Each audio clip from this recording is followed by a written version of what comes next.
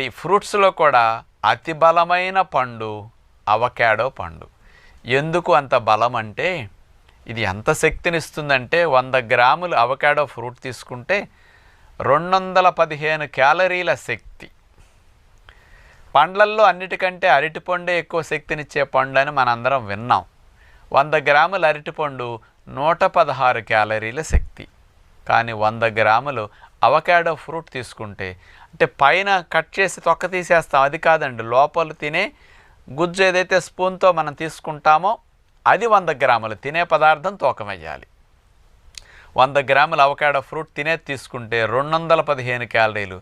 అరటిపండు కంటే double energy దగ్గరలో ఉంది.